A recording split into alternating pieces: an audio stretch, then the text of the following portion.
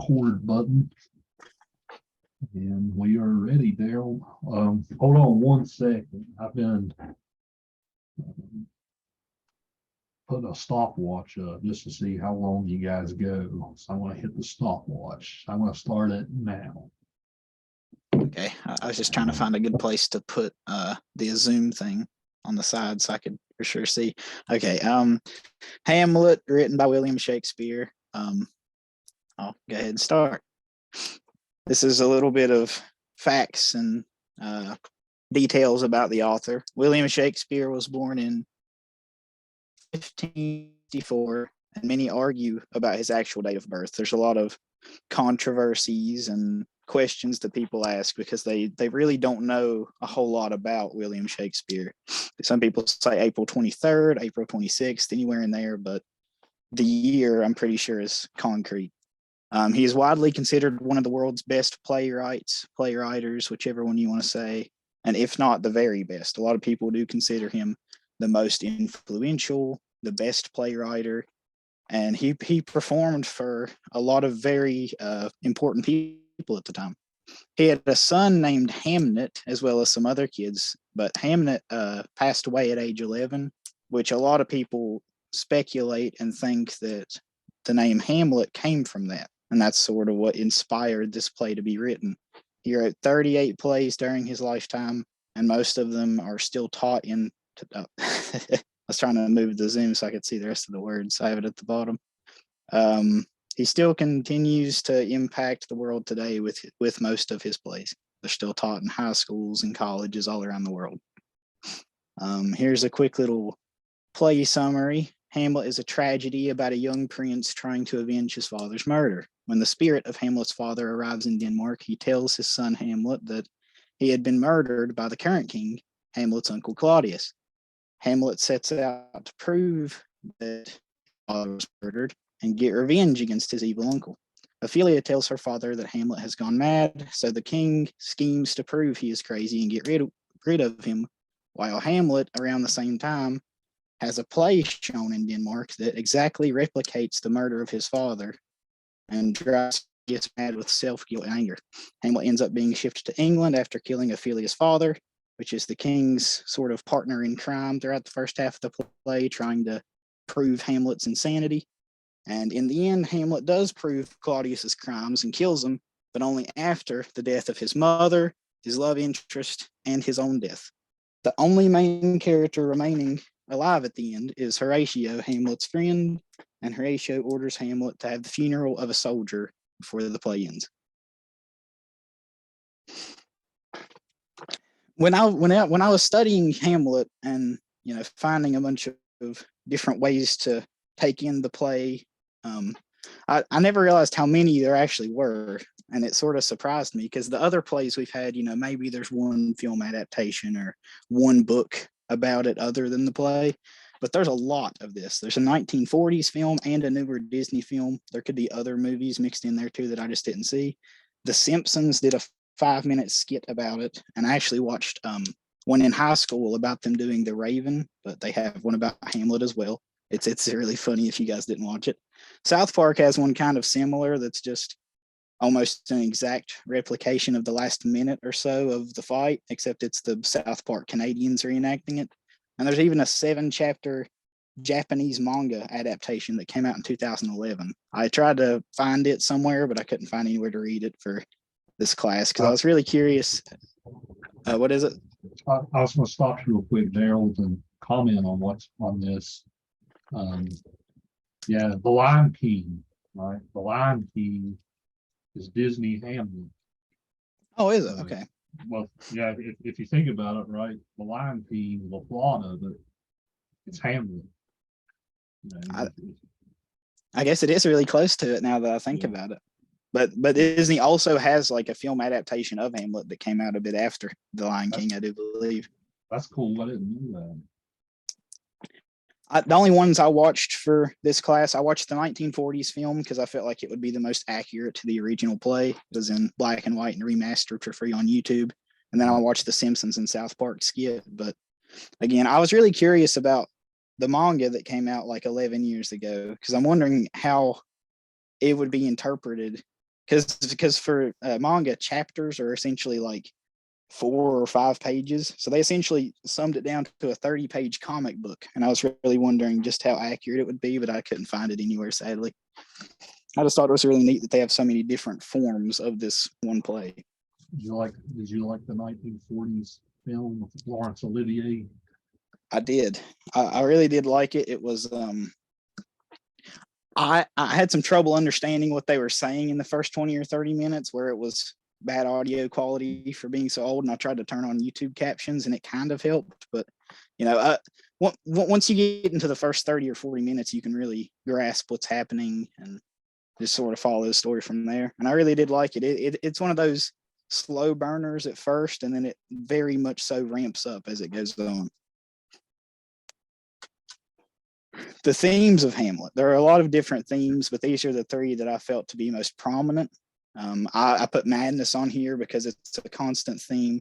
Hamlet is throughout the story, the king and Ophelia's dad, I always forget his name. I think it's Polonius. Those 2 are always trying to scheme to prove that Hamlet has gone mad. The play that Hamlet puts on, and I guess sort of directs, but not really. He just sort of changes up the way that it goes to make it seem a certain way. The story states that it drives the king mad, and then Ophelia goes mad and ends up committing suicide. So there's a lot of different terms of madness throughout the play and a lot of different examples of that scene. Life and death is a very important theme. The quote "to be or not to be" essentially relates to that, and that's the most famous quote of the play. I have a little segment about it later in this PowerPoint. And then the spirit coming to talk to Hamlet after death is sort of a big factor in the play as well. Of course, that guides the whole play the way it goes. So that's a really big theme. And then deception is one. I feel like all the characters, besides almost Hamlet and Horatio, they're always trying to deceive one another to get things that they want and try to, sorry, the phone was ringing. I had to turn it off. But deception is a very constant theme in this story as well. Here's some of my personal favorite parts of the play. You wanted us to list some, things that happen in the play directly, and I thought that this would be a fun little way to do it. This play has a lot of great and iconic moments as well as quotes, and here's some of my personal favorite ones. The quote "to be or not to be, that is the question" is an amazing quote, and I knew nothing about Hamlet going into this besides that Shakespeare wrote it. I didn't know any characters, didn't know what happens, but I knew this quote. I didn't know where it was from. I always knew the quote, and I just thought it was really neat seeing it appear in this play that I got to do my presentation on.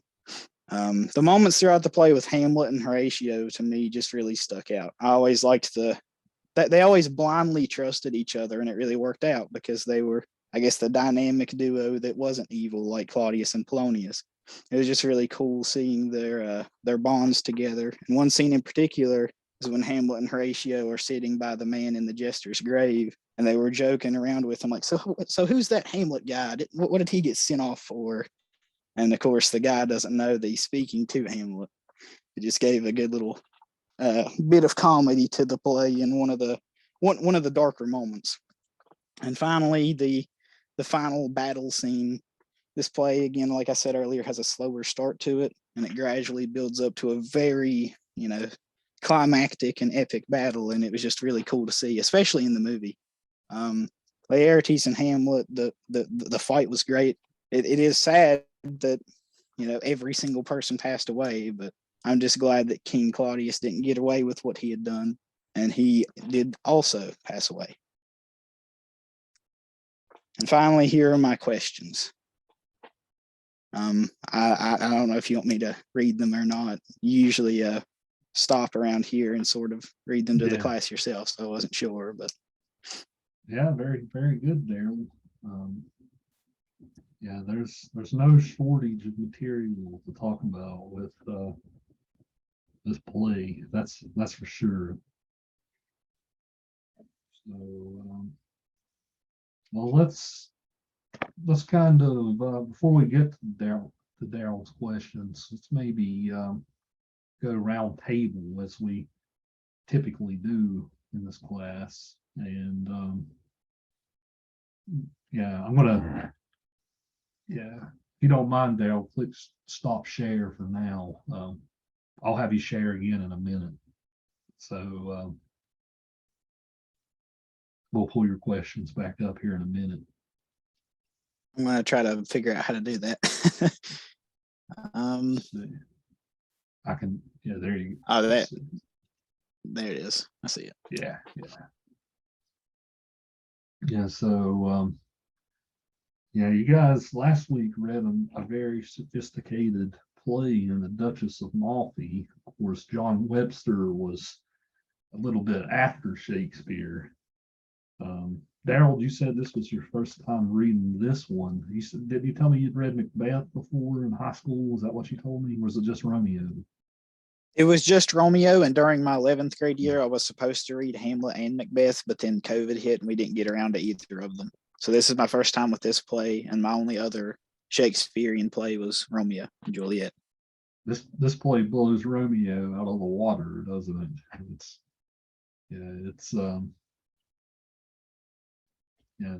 This play is the Shakespeare play as far as that goes. Whenever we're talking about literature, like oftentimes there's this discussion of great literature, like what are the greatest works of literature ever written. And funnily enough, both Darold and Lily are both getting usually the two top answers in both my classes this semester. It's usually between Hamlet or Paradise Lost when it comes to the English canon. So Hamlet is usually seen as William Shakespeare's greatest play. There's an argument to be made there. King Lear is also a timeless classic as well. So is Macbeth. It's a hard ranking to do, but Hamlet definitely has its fans. So the reason for that is whenever we've talked a lot about different time periods in this class, like the medieval age, the Renaissance age, we only spent 1 week on medieval with plays, then we kind of jumped straight into the Renaissance. This is our second Shakespeare play now because we read 12th Night. But it's often seen as a very much a universal play. Like this play, the themes that you mentioned, Darold, these are themes that are universal and have never aged as far as that goes. Themes like madness or deception, as you mentioned. Hamlet's melancholy and depression, right? Hamlet's very much a well-rounded character when it comes to having a psychological profile. Like before this, like literature had never seen a character this deep and complex as is Hamlet. We could probably have a debate about whether you guys find Hamlet annoying or not. Lots of times there's a joke that he's an emo kid.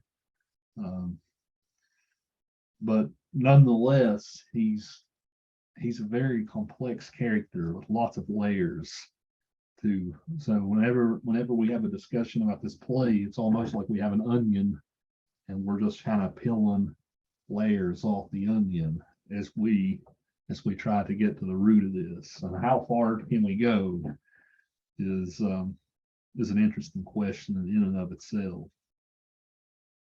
Hamlet is seen as this type of like Renaissance man type of character. Oftentimes with the Renaissance, it started an era that we know of called humanism. You guys probably know a word that comes from that word humanism, the humanities. You guys are taking a humanities course, but studying the humanities in college. This comes from this old Renaissance idea of humanism, the study of the human condition. So also known as the study that doesn't pay you a living wage, right? That the humanities go into STEM, right? But I digress. But no, but yeah, I had to interject. But the humanities, like this comes from this, again, this comes from this Renaissance ideal of humanism, the study of the human condition. So there's oftentimes a word called Renaissance. There's oftentimes a moniker called Renaissance man, which is this idea like you're a type of person that studies all types of knowledge. I think we talked about that with Faustus a little bit. Faustus was a Renaissance man type of character, but Hamlet is undoubtedly so.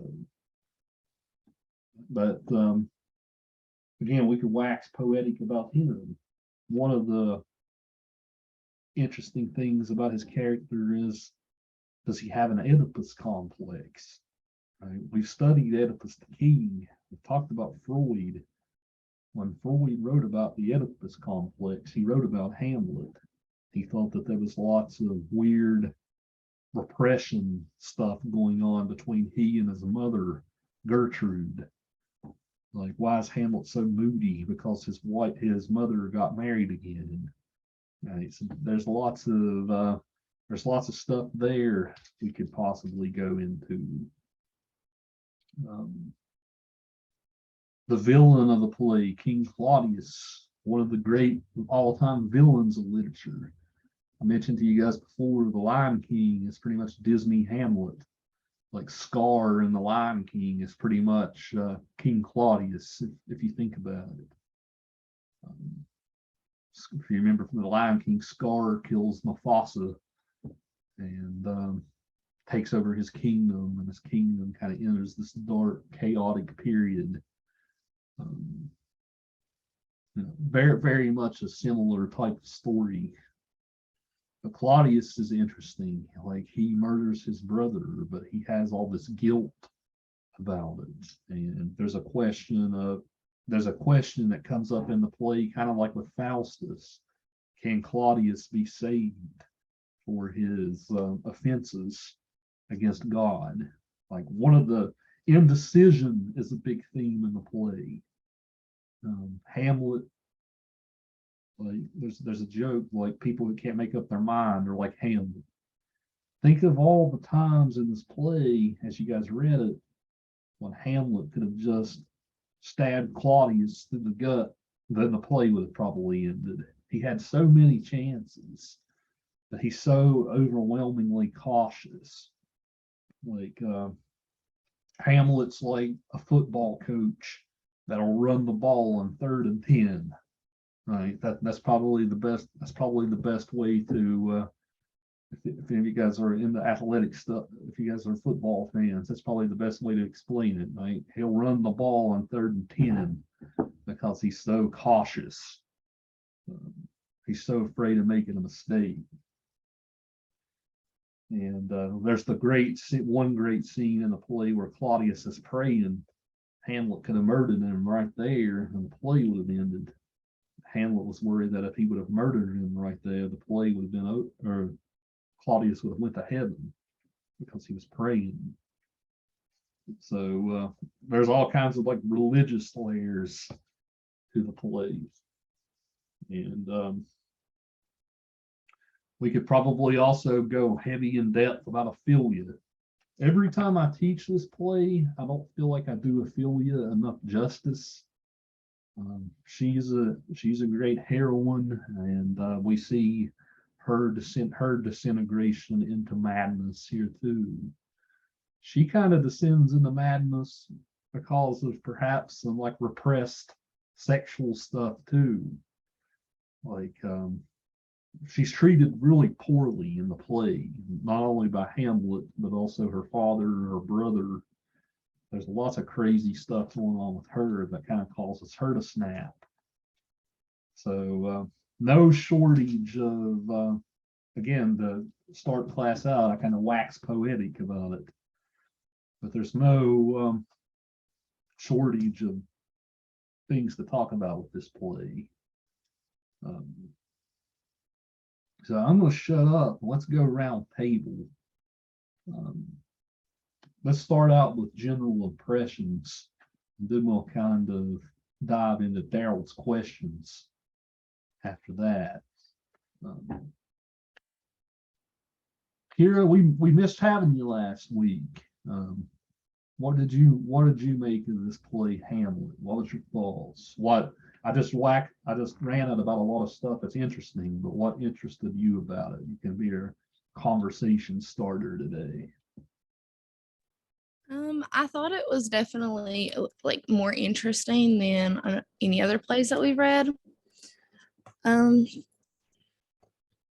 don't really have much to say on it because like I kind of read it in a rush. So like my brain was trying to scramble things to like talk about. But I read it last night and I was interested in it, but it was like read it and then had to go on with about my day. And but I did like it. It was interesting, and I'm probably gonna end up reading it again, like when I have more time to like reread it and actually, go through it, because like I'm the type of person that likes to annotate books, so I definitely want to like reread it. But I'm sure today when everyone starts talking about it, it'll jog like my memory, and I'm like, oh yeah, like something like that. Right. Yeah, it might help you too, Kira. Maybe watch a film version. Darold mentioned the 40s one. That's free on YouTube. But there's all kinds of great film adaptations of this. They made one in the 90s that had Mel Gibson in it. That one's okay. I'm not the greatest fan. Robin Williams plays Osric the Clown at the end, though. That's a fun bit in that one. There's a great one that was made around 2013 that had David Tennant as Hamlet. If you guys are Doctor Who fans, you might know David Tennant was the 10th Doctor. But it has Sir Patrick Stewart as Claudius. If you guys want a good film version to watch, that would be the one I would recommend. I think it's like 2013 or so, the David Tennant one. That's my recommendation. But there's a bunch of versions of it you could watch. There's a version that was made in the 90s too. It had Kenneth Branagh as Hamlet and Kate Winslet plays Ophelia.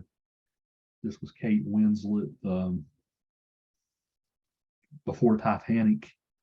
So Titanic was her big break, right? But she made Hamlet right before. So this is Shakespeare's most famous play, so there's tons you can watch. But if you guys are looking for a good one, the David Tennant one from like 2013, that's the way to go. You can't go wrong with the 40s one that Darold mentioned either. That would be an interesting movie to watch even in film class, because there's a lot of like it's in black and white, but there's lots of interesting camera work with shadows and lighting and things like that in that one. So yeah, watch the Tenet one. But there's all kinds, like there's probably almost 100 film versions of this. There's no shortage. So yeah, Kira, if you want to return, I would recommend watching it just to see how it plays out. I probably will, because when I was reading it, I was like I said, I was interested in it, but it's not like I procrastinated or anything. I just had I have a lot of work this week, so I was like, I have to read this play, and I was like, worst comes to worst, someone will say something and it'll like spark a. Right. It happens to me quite a lot in this class. Like I'm like, oh shoot, I read the play, but I don't remember a lot of it. And then people will start talking about it, and then I'm like, oh yeah. So I'm waiting for that to happen. Yeah, that was me last week. I scrambled to read the Duchess of Malfi at the last minute, so I was trying to cram it all in. Um, so I know how you feel, Kira. It's tough reading these real quick like that. Um, Going round table, Savannah, you're up. Um, how did you think of this one, Savannah? How did this one stack up for you compared to the Duchess? Because you did such a great presentation last week on the Duchess. Um, Well, honestly, it wasn't horrible. I read on it a little bit and I went through and watched some Crash Course. I don't know if mhm. I noticed the Lion King reference. I was like, oh, that's from Crash Course, I believe. But no, I found it quite interesting. I found it very weird, the relationship he has or wants with his mother. It's very much sad but true during those times because it wasn't uncommon for family to be with family. Obviously, that's why she was with the uncle. So it wasn't that big of a deal back then. But in our days, we're like, that's a big no-no. But I found it very interesting, the fact that what I came across was one that basically came across as very different variations of him.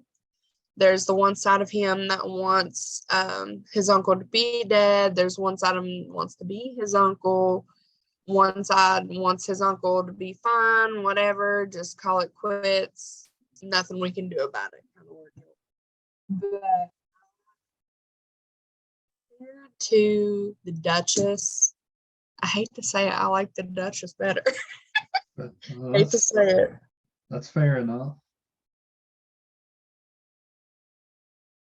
Yeah, I told you guys last week. I thought the Duchess was. I think John Webster's more of like an edgy Shakespeare. So that's part of what makes him so fun to read. Shakespeare's a little more reserved, I think, than Webster, which is kind of crazy to say considering so many people die at the end of this thing. It's kind of comical how all the death at the end of this. But Webster is a degree above Shakespeare in the edgy category. I would argue.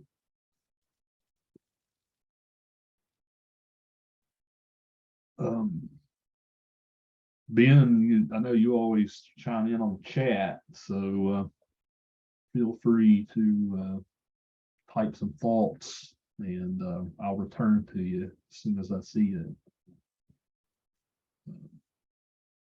We'll skip over you, Darold, since you presented. Lily, what did you make of this one? Building on what Kira and Savannah might have said. Well, I went through it pretty fast too. But I've read Hamlet before. It's just been 25 years ago. But Hamlet is hard for me to understand, and I just read the play. I didn't watch it or anything. But I like Hamlet, and I like the way it ends too. The betrayal, I think, really got him. And it's a weird relationship. It's hard to really wrap your head around, honestly. Yeah, the scene where Hamlet is in her bedroom. I think it's Act 3, Scene 4. I think that's right. At the scene where he stabs Polonius. If you watch different film versions of it, lots of them play that scene up in different ways. Like some actors will kind of be like more touchy-feely with the mother.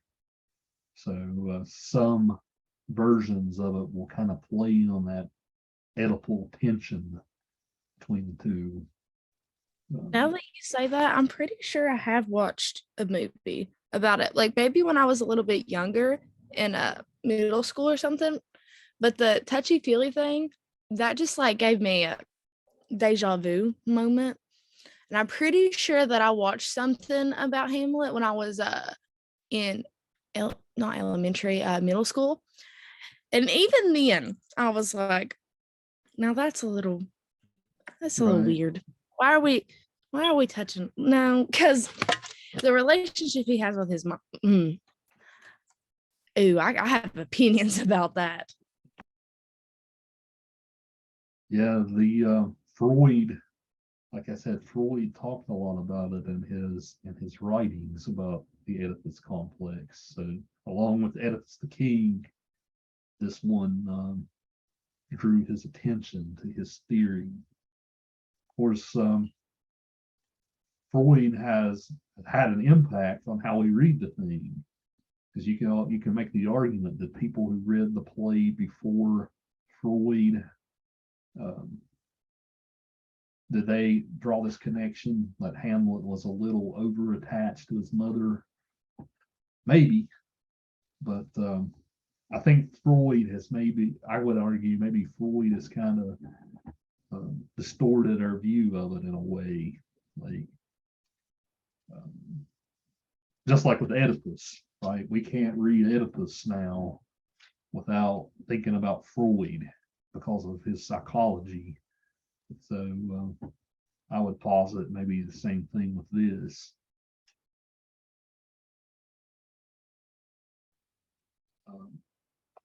Josh, what's your general hot takes? I really liked the play. I thought it was very enjoyable. I will say this is probably one of the best, if not the best, plays that we've read so far. So I think the characters were pretty well made. I don't think I can't think of a single character that I don't think was well written. Like all of them were pretty well written. The scenes were pretty well done. So I would say I think there's a reason that people think this is the magnum opus of Shakespeare. So yeah. Yeah, I'll be interested to hear if you change your mind next week after you read Macbeth and present. That'll be interesting. I have not read Macbeth yet, so I'll be curious on how I compare it to Hamlet.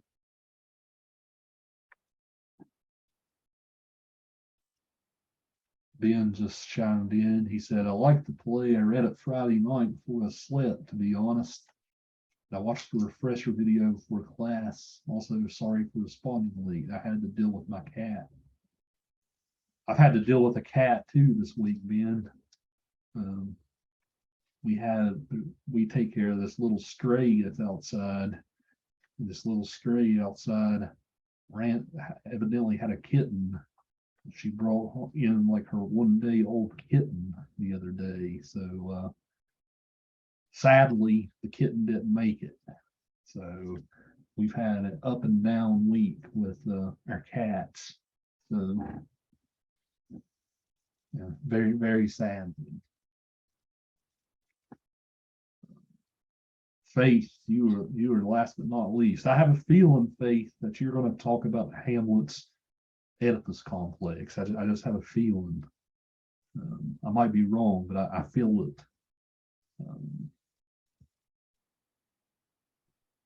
I'm going to be so real with you. I do not like the Oedipus complex in the slightest. I think it's weird. I don't like how that was a whole theory crafted on like 2 characters. That was strange. I don't like it. Anyway, I'm not very familiar with this play. However, I'm extremely familiar with Lion King. So by proxy, that means this play is good. Fair enough. Fair enough. Yeah. Speaking of which, what did you guys think about the live action remake of Lion King? We can digress a second. What did you? Yeah. I'm a sucker for originals. Like I always have been. And It's kind of like when like the new Michael Myers started coming out. Like I'm petrified of Michael Myers, but I enjoy to be scared during Halloween. I can't stand the newer ones. Like the one that just came out is absolute garbage compared to the like originals. But that like I can't. I never really liked The Lion King because my brother overplayed it. But at the same time, it's like a nostalgia thing. So like, I don't know. I don't think that it matched the original. Yeah, I didn't like that they changed Scar's voice. Like Jeremy Irons says, like he's the voice. So like, why would you change it? Like, that's what got on my nerves about it. They do that a lot with like when they have like an animation and they do it in like real life. They change so much like core elements, like the voices and like stuff like that, like core elements that they change. Kind of like when they made a live action Death Note from the anime. Mm. Like I don't even really like anime, but I liked Death Note, and it was complete and utter garbage. They changed so many like core elements, and I think a lot of like live action movies do that because they try to like make it their own, but let's just not. Yeah, they did the same thing to Ghost in the Shell. Did you see that one, Kira? I don't believe so. Yeah, that's a classic anime that they remade into a movie and didn't translate over too well.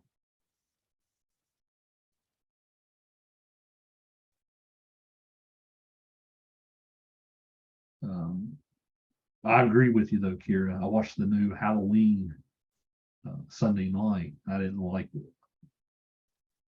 I'm angry that I paid for it Right? because I went to watch it because I actually have trauma from that whole thing. So every time that it comes out, I'm like, okay, we'll just go because it's Halloween. I need to be scared. And we went and I was all excited because I was like, oh, this is gonna scare me. Well, obviously it scared me because I'm just terrified of Michael Myers in general, but it was just so bad. Like, sorry to anybody that's not watched it. Don't waste your money on it. Like, go pirate it or something. Don't pay for it. It was terrible. And it just I get that it was Halloween ends, like Michael dies, all that lovely stuff. But no, it strayed so much off of the original that it just made me like the second one did pretty good. It showed clips from the original movie, but Jesus. Yeah, we won't. She didn't spoil it too much, Faith. Faith, I'm just telling you to save your money. Just What if I like bad movies? What if I willingly want to you go do see it? like bad movies. I do love bad movies. I want to go laugh at it.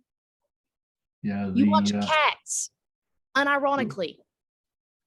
Oh man, I don't know what to say to that, Faith. The live action Cats. It was very bad. That one's the kind of bad that'll put you to sleep. It's not like the funny kind of bad. Yeah, Savannah, you said you didn't like the new movie, Halloween movie either. Nah, it wasn't too bad. I would watch it, Faith, just because I can't say anything though, because I haven't watched all the Halloween movies. I've just watched like the last 2 or 3. Now compared to the Rob Zombie Halloween movies, it was a masterpiece compared to those. Oh gosh, Rob Zombie's recreation of Halloween, it was so good, and it like did not stray away from the originals. And I like even me, because I sat through and watched it, and I was kind of because the newer ones kind of gave me that vibe of like the Rob Zombie one, not so like not to compare them, but it did give me like that kind of vibe. And then this one just honestly, it felt like I was watching a parody. Well, I was like, we'll we'll just have to agree to disagree there, Kira, because I can't stand his version. I loved it. But that could also be, I'm biased. I just love Rob Zombie in general. But I loved his because the first one is even though I'm scared of him, that is my favorite one because I like old cheesy horror. And I felt like he got it pretty spot on.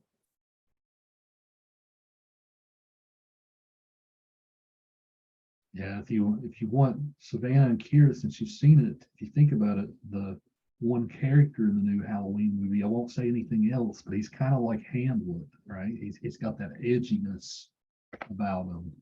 Yeah, I think yeah, he's like with Hamlet with his like mom and stuff, like yeah. it's I'm trying not to We'll leave it there, but yeah, I know. I'm picking up what you're putting down. It's like yeah, that's what after I read it, I was kind of like, oh my gosh, he's him. That's so it was like I never liked it from the start. Like when I first watched it, I was like, and then now I read Hamlet and I was like, oh, something is.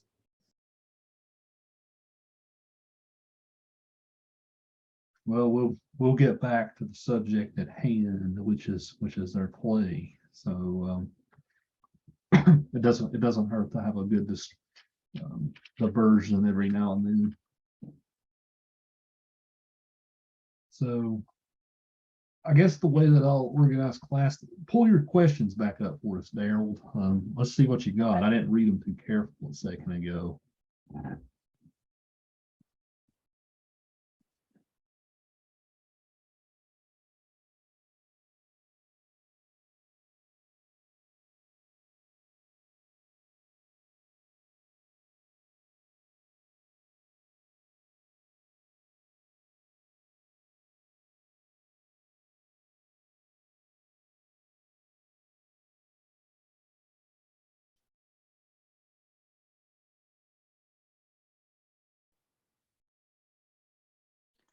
Sorry, I'm having troubles. I have no idea why it's doing this. No, you're fine. There we go. Okay.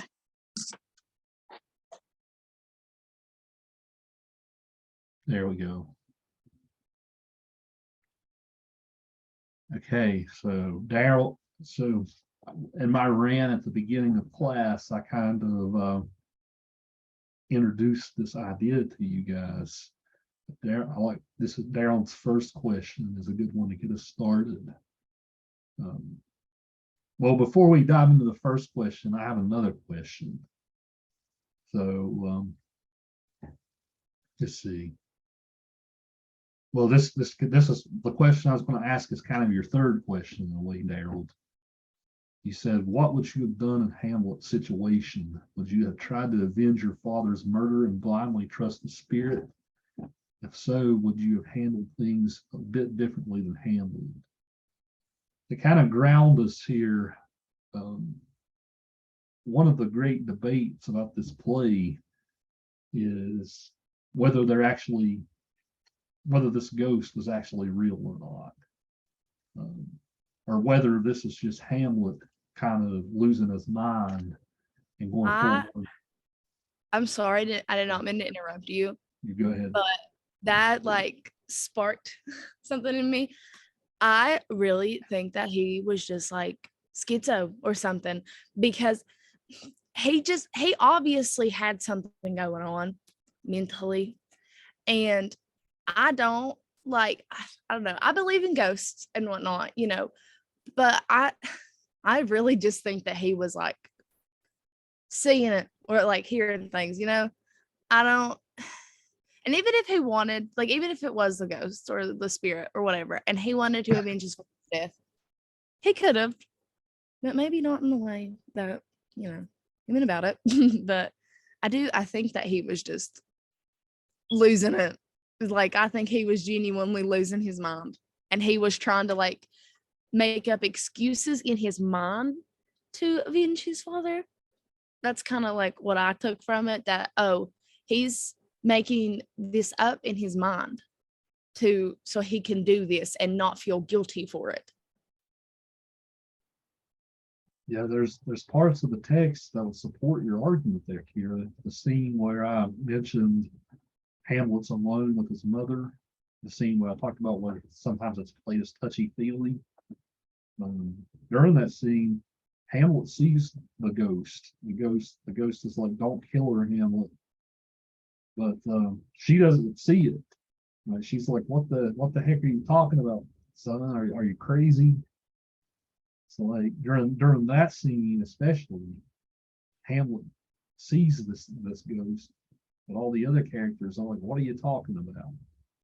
So that would lend evidence for your interpretation here. Now, on the other hand, there's a counter argument.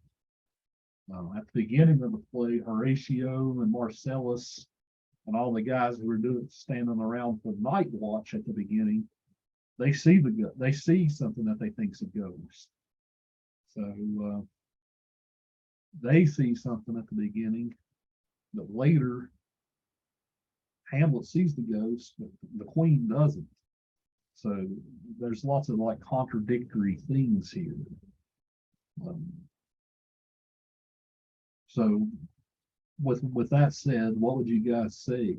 You guys think Hamlet's going nuts and seeing things that aren't there, hearing things that aren't there, or do you guys think that this ghost is literally a real thing in the play?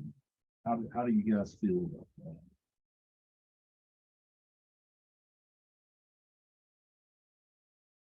Darold, you're our presenter. You kick us off. What did you feel about your own question? There are two reasons why I feel like the ghost almost has to be real. The first being that Horatio and his two men saw the ghost first and sort of came down to tell Hamlet about it.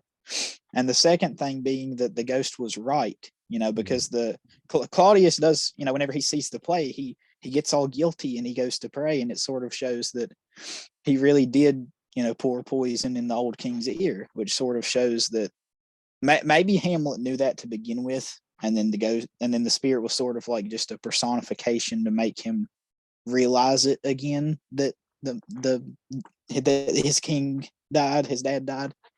But just the fact that Horatio saw it and he seemed perfectly sound of mind the whole time. He was, kind to everybody. No one really hated Horatio in the play. He was sort of just all around good guy. He didn't really make any enemies. And maybe because everyone trusted him so good and he wasn't crazy, maybe the fact he saw it sort of shows that it's real. I really don't know, but there's definitely textual evidence to support both sides.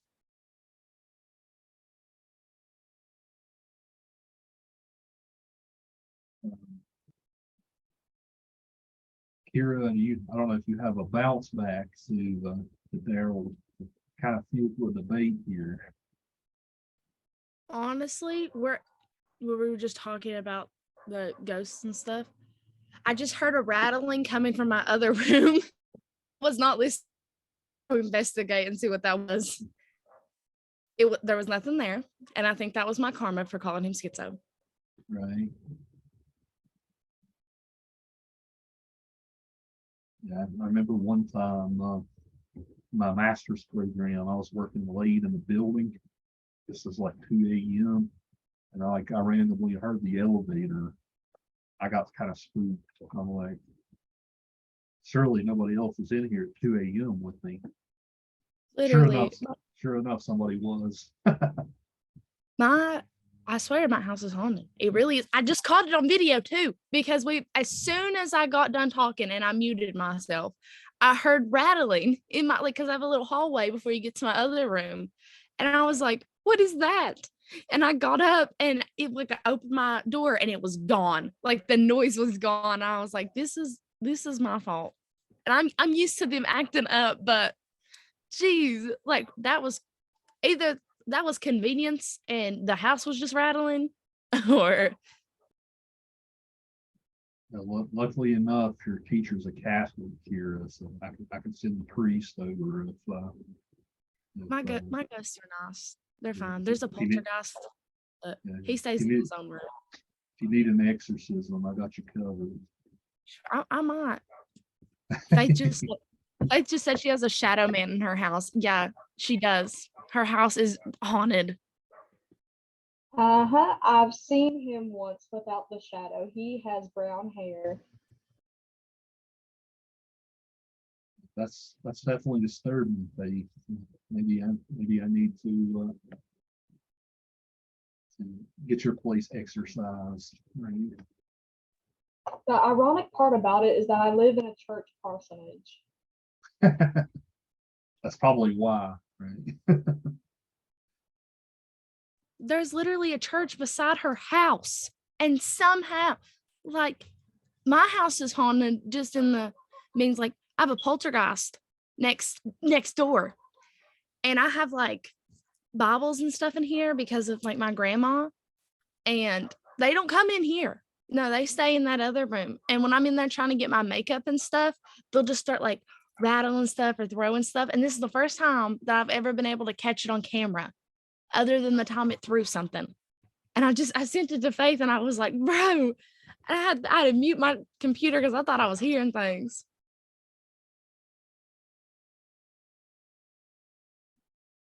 Yeah, so Kira, your real life paranormal experience might get you to come around on Hamlet's side, right? Maybe he was for real, right? Shoot, maybe. It was so convenient that right after my ghost started acting up. And like at first I was like, can you stop? And then it just wouldn't stop. And usually after I tell it to stop, it'll stop. My friends think I'm crazy when they're over here because I'm like, hey, stop. And then it stops and they're like, are you talking to your wall? And I was like, I know y'all heard that.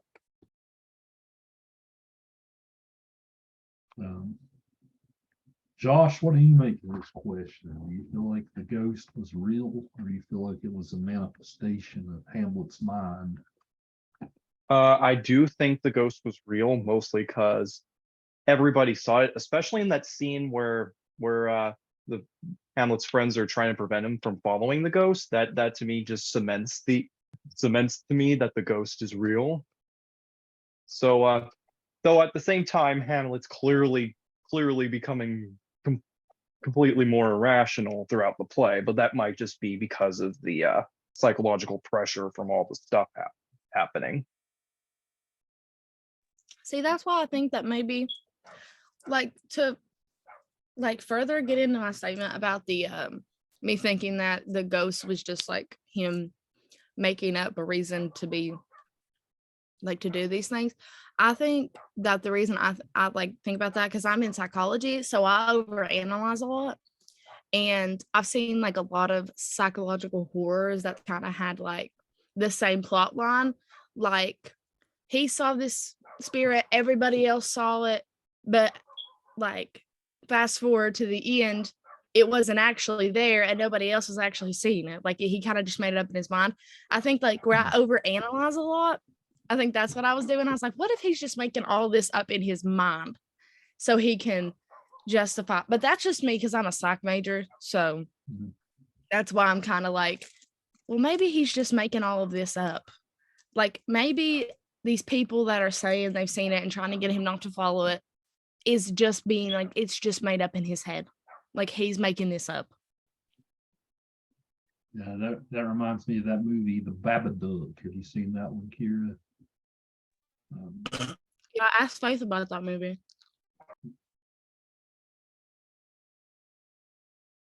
You like that movie, Faith, The Babadook? It was kind of silly, but I watched it when I was young and it kind of scared me and Kyra both. My name is not Kyra, by the way. It's Kira. Oh, Shut up. no. I was going to say, hopefully I haven't been pronouncing it wrong this whole time. Right? It's good to know I haven't. She just does that to make me mad. Yeah, this one of the great scenes in the play is when the ghost talks to Hamlet in like Act 1, Scene 3, I think it is. we learn that the ghost is still stuck on Earth. This play is very much in the Catholic world as far as medieval theology goes. But the ghost of the king is going to go to hell. Right? The ghost makes that clear. So he was killed before he could go to confession, right? So yeah, the ghost makes it clear he's damned, which kind of makes this whole thing even sadder that he was murdered by his brother this way. A fun fact about the play, like we often get real deep into theme and literature and stuff, but sometimes we neglect the actual performance part of the play. Usually the same actor who plays King Claudius usually also plays the ghost, if you ever see a performance of this. Because if you think about it, the two characters are never on screen at the same time. They're never on stage at the same time. So often you'll see that same actor play both parts. So fun fact for you. There's lots of Shakespeare roles that are like that. Sometimes you only have a small cast and you have like 20 parts.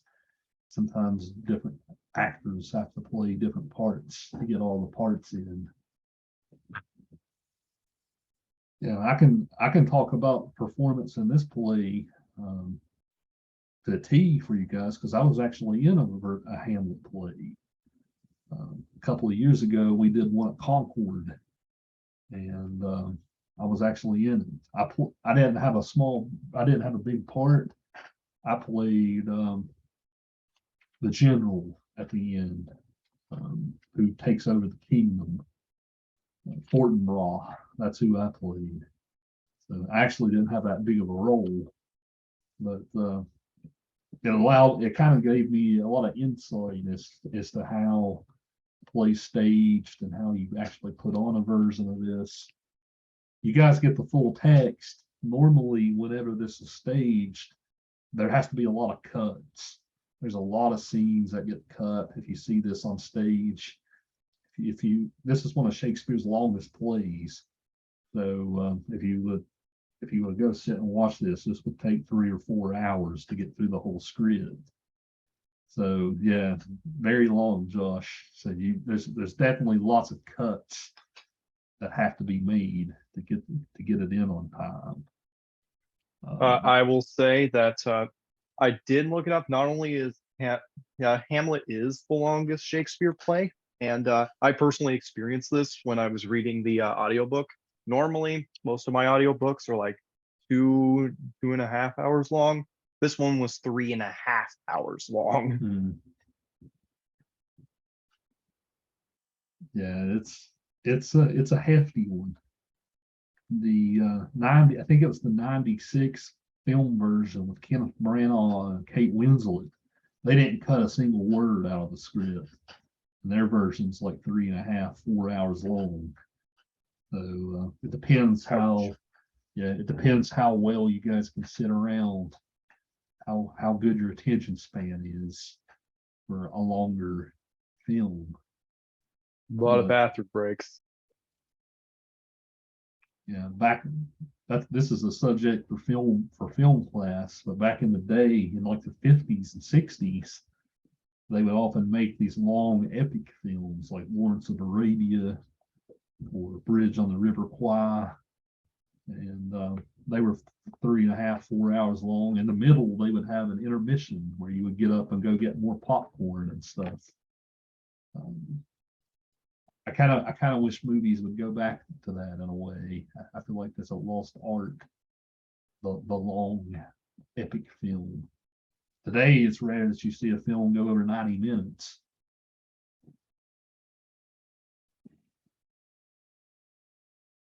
But I digress. Yeah, when I was in Hamlet a couple of years ago, we did the play in the evening, so it would start at 6 o'clock. We try to wrap it up by 8:30, and we try to give everybody a 10-minute break in the middle to get up and go to the bathroom and stuff. And there's a lot of cuts, a lot of sacrifices to the script that had to be made.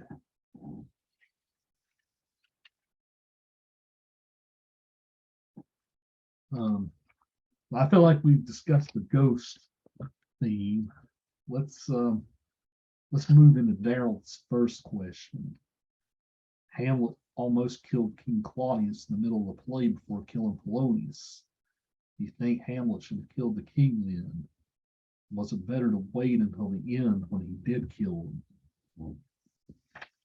So this is a good time to go to the text, I think. We'll look at a passage. But before we do that, what did you guys think of this? Did you guys get frustrated with Hamlet as the play went? Like, come on, guy, get on with it already. Right? Were some of you guys starting to lose your patience with him? Or especially in that scene where he's got him alone, he could stab him right then and there, and then the whole thing would be done? Or did you kind of say, okay, yeah, I can't kill the guy when he's praying, right? That wouldn't be revenge at all if he goes to heaven. I mean, like, I would have just, I mean, like, I'm not a murderer, but like, I just got it over with. Like, the fact that he was just like sitting there waiting around and like, oh, do it now. Oh no, I can't. Bro, just do it. Like, he's gonna be dead either way. Just do it. Yeah, chime in, Faith. You said it would have been mad disrespectful. I do think it would have been disrespectful because, like, the man's praying. It doesn't matter if you're in his religion or not. The man is still praying. I wouldn't strike a man down while he's praying. That's just disrespectful to me. Facts. I just think murdering someone in general is disrespectful, but like, Genuinely, but how however, you gonna? praying, murdering while praying, that's like another level of disrespect. At that point, we should, I can't even say, like, I am not religious, but if I saw something, like, if somebody got murdered while they were praying, I would murder the person that murdered them. Like, that's so, just wait till he's done. Like, that's the one time where I was like, all right, wait it out. I'm sorry, but if somebody's already killed my father, I ain't waiting it out. I'm on the opposite. Sorry. Josh, you said, yeah. Do you also agree that you wouldn't stab a man while he's praying? Well, as a Christian, I think murder's wrong in general, but even if I course. wanted to murder someone, I wouldn't do it while they're praying. Yeah, this I like your emoji there, Savannah. Is that, I don't know if that's you or Ben. Is that you, Savannah?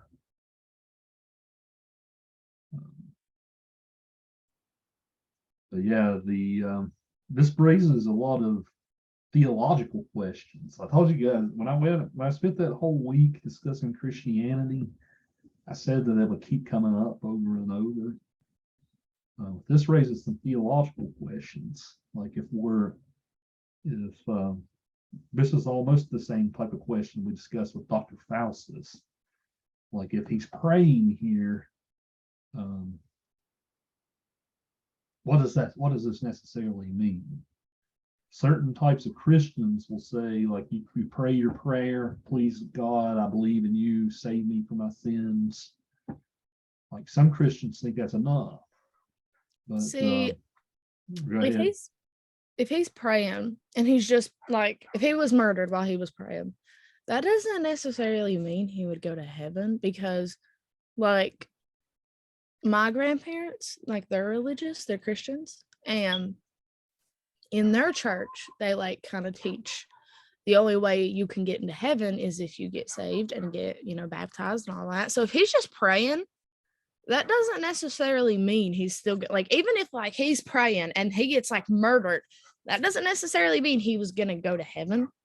It kind of just depending on what he was doing, as like what he was praying about and doing. Yeah, Hamlet lives in, this takes place in the Middle Ages. Hamlet lives in the Catholic world, and like the king would have to go through the sacraments. So like he'd have to be baptized, he would have to take Eucharist, he would have to go to confession. Like going to confession alone, that would be one thing requirement. So it's curious if you look at it from that perspective, why Hamlet just didn't gut him right then and there, because clearly he hasn't confessed for his sin yet to the world, to the priest even. So yeah, the particular the branch of Christianity that the play's world is in, it's curious that he didn't gut him right there. Maybe he thought that his own soul would be damned, right? If he maybe not even worrying about the king's soul, but maybe his own soul, if he would do something like that, perhaps. That's what I was thinking, that maybe he didn't do it because obviously his morals weren't that great to begin with because he's murdering somebody. But I mean, like, he did kill his father, so fair. But I think and marry his mother, right? oh yeah, there's lesser sins than that, but you know, he's a little cuckoo, cocoa puffs with his mom. But maybe I think that's why he didn't do it while he was praying, because he knew that, like how Faith said, that would be disrespectful, and he knew that God would kind of look on it and be like, "What are you doing there, bud? Why are you murdering someone while they're praying?" But I think that's why he did it. I don't think he did it because he knew it was disrespectful or like whatever. I think he honestly didn't do it then for selfish reasons, because he's like, oh no, my soul will be damned if I do that. So I'm not going to do that. I mean, personally, I wouldn't, because I'm like, God's going to strike me dead if I do that. And let's take a look at this passage. It's on page 771 in our book, 771.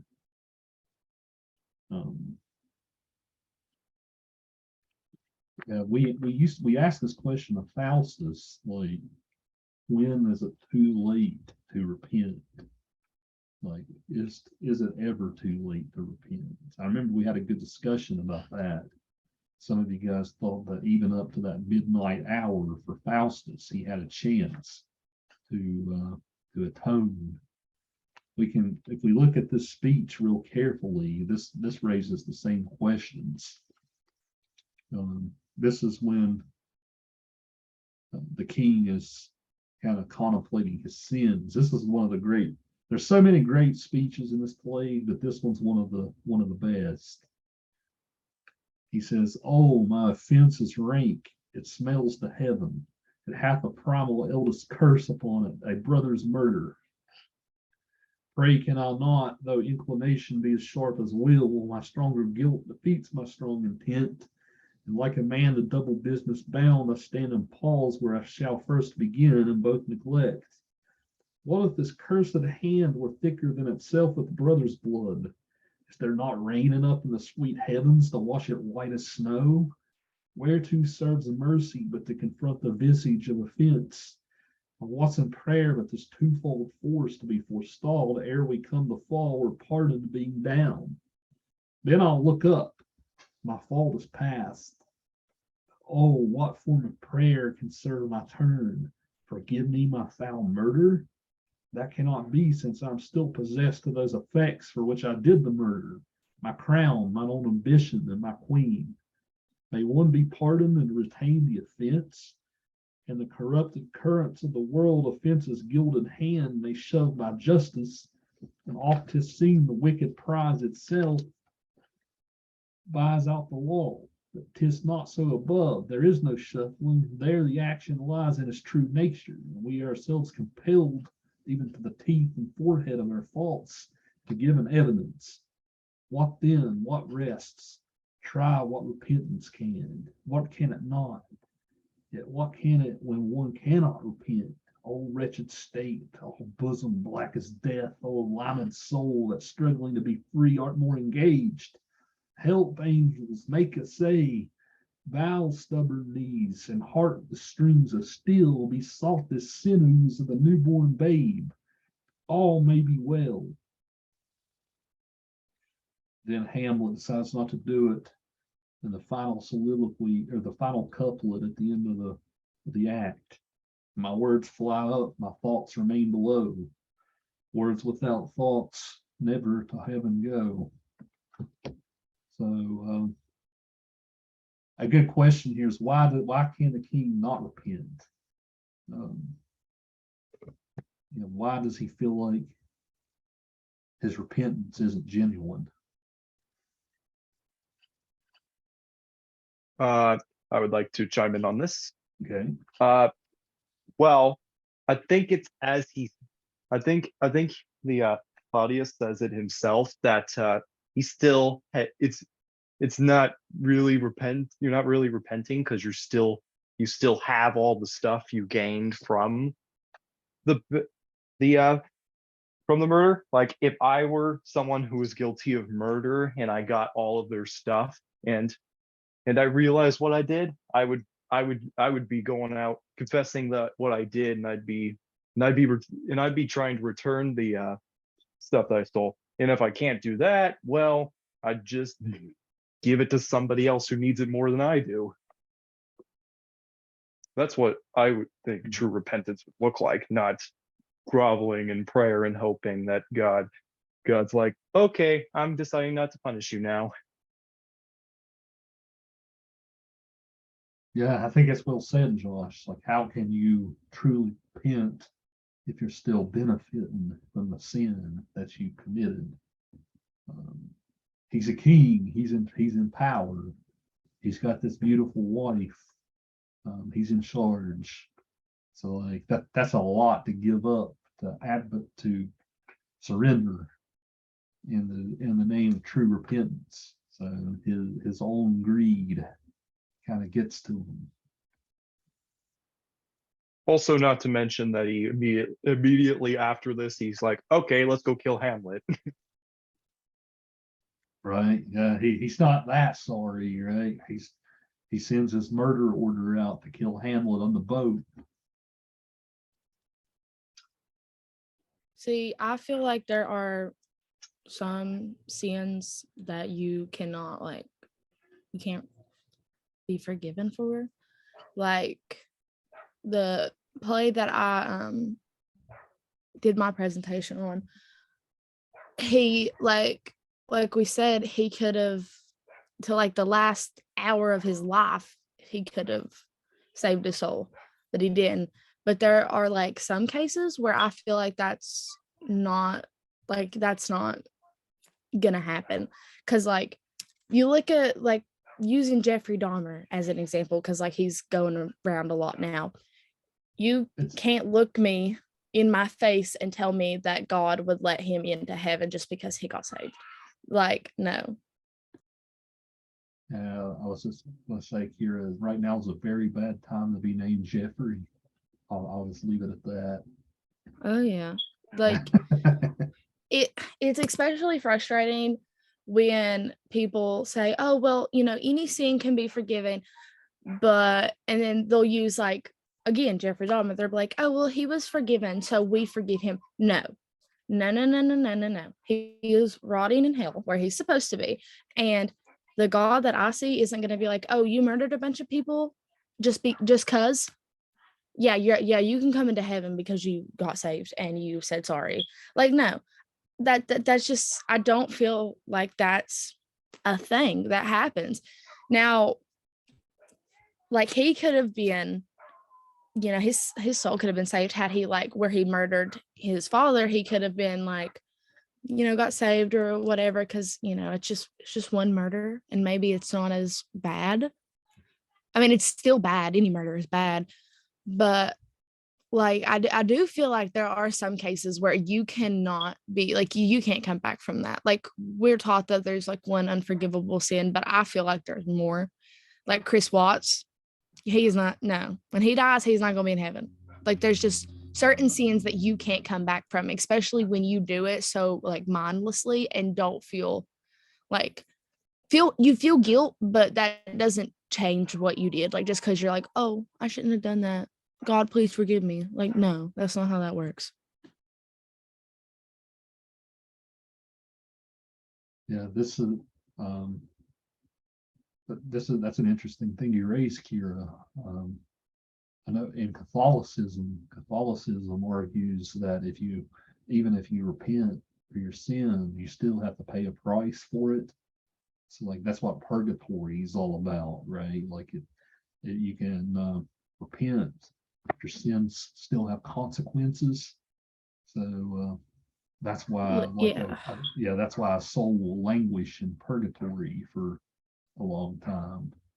So that's more of a middle ground than just saying, "Please forgive me, God," and then you're wiped clean, right? Mm-hmm. See, like when you said that, you have to pay like a consequence for it and whatnot. That, sorry, I'm using Jeffrey as like an example, but he is, trending around right now, and there's a lot of people talking about it. A lot of people that I've seen that honestly makes me so disgusted is like, well, he got life in prison, so we should forgive him now. No, life in prison. Honestly, I feel like when people say, oh, he should have got the death penalty, that's too forgiving because that's an easy way out. I feel like we should just put these prisoners in a box, in a room, no nothing, no light, so they have to like really pay the consequences. But you would treat Jeffrey Dahmer like Malvolio was treated in 12th Night here. That's what they did to him, right? If you remember Sir Toby and Maria in 12th Night, that's what they do to Malvolio. They lock him up in the room, make him lose his sanity. That's what we should have done to Jeffrey Dahmer, even though his sanity was already gone. But a lot of Christians, not all of them, but a lot of them that like talk about the case, they're like, well, he got saved. He got his punishment. No, he didn't. He got the easy way out. He got bashed over the head. He got the easy way out. And he's not in heaven because that's not a sin you can come back from. And it's kind of like in this, he could have, murdering someone's not okay. But I think that sin could have had like a punishment involved. And then, his soul could have been saved. And it's kind of like in the one I did, his soul could have been saved. But there are a lot of times where your soul is just like, when it's full of pure hatred and just disgust, that you can't save a soul that's already gone, is what I'm trying to say. Like their souls were gone.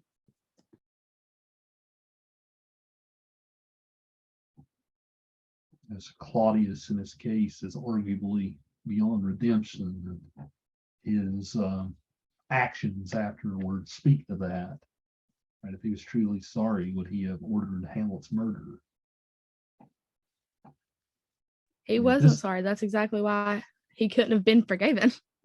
But this is a good transition point because I want to talk about Ophelia's. Like I said, every time I teach this play, I feel like I neglect her.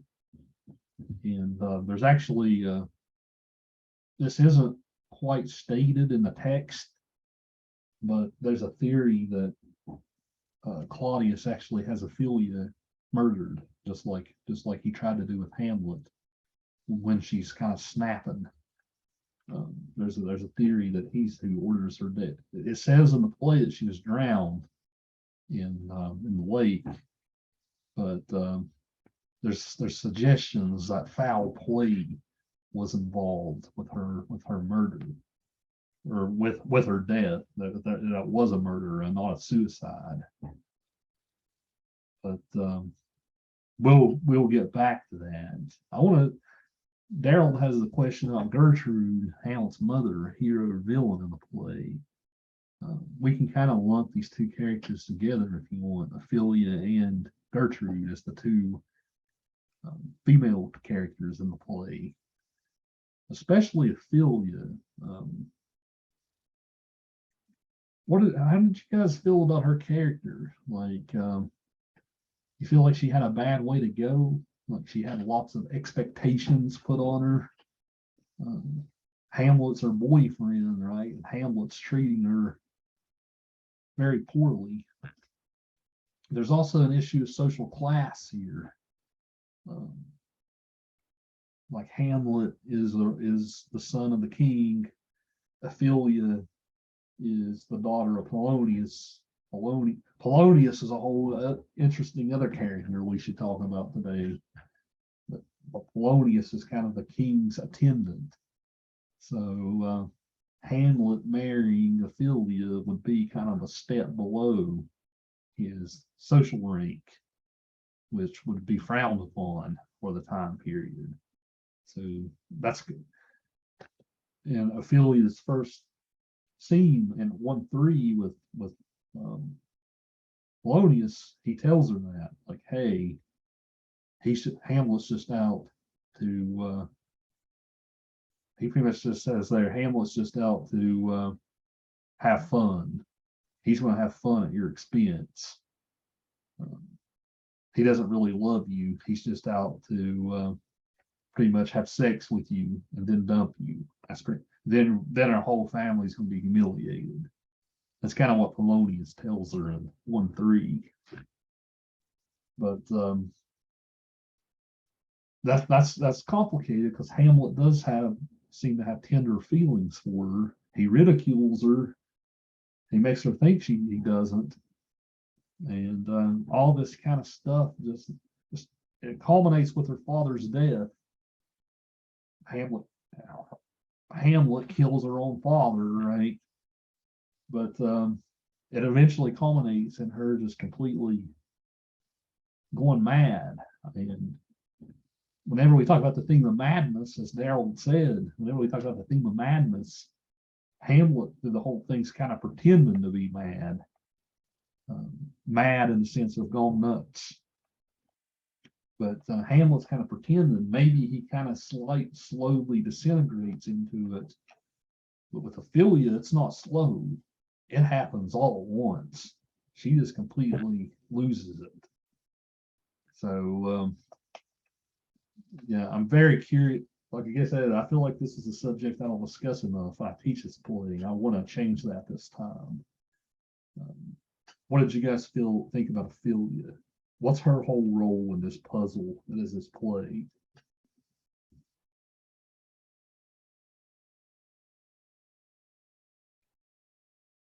I'll go to you, Darold. You're the presenter. What did you make of her character?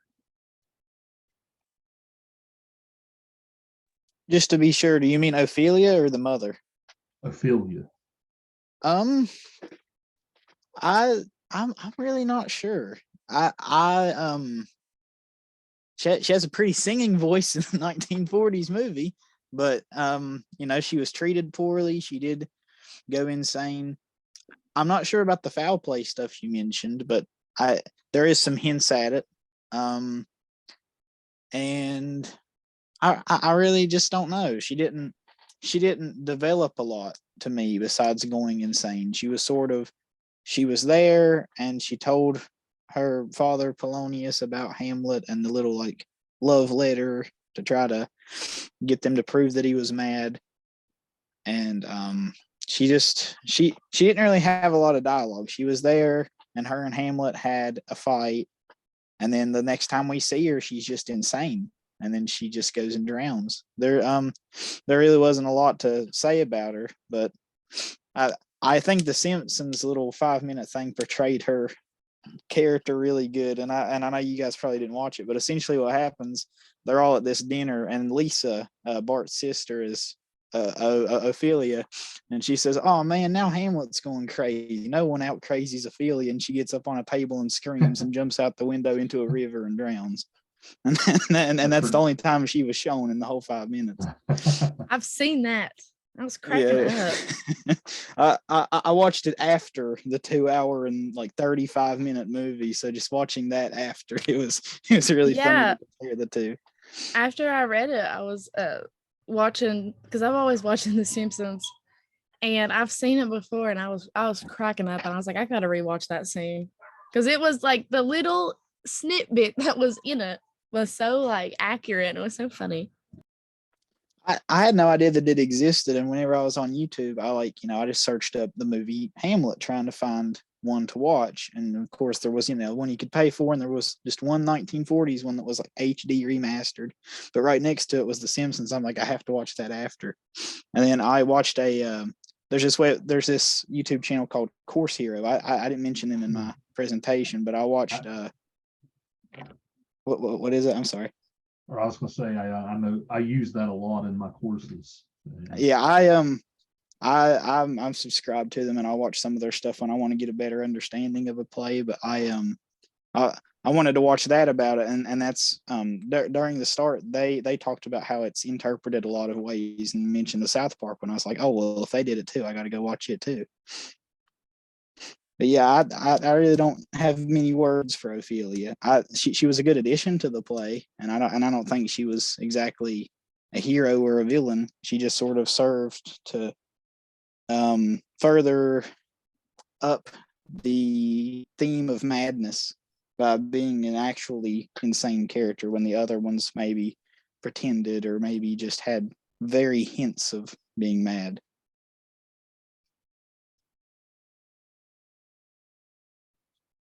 Yeah. I would posit she seems to be like a victim of societal expectations that are put on her. Right. Like we talked a lot about that last week with the Duchess.